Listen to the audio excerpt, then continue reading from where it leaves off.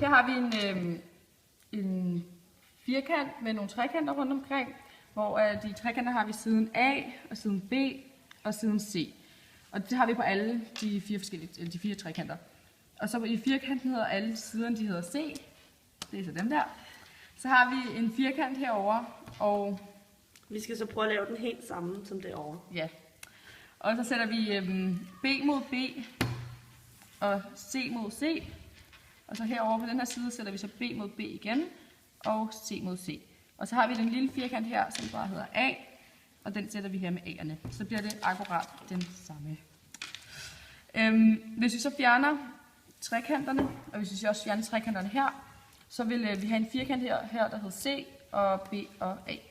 Og for at finde arealet af de forskellige, så siger vi, for den her siger vi A gange A, så det bliver A i anden.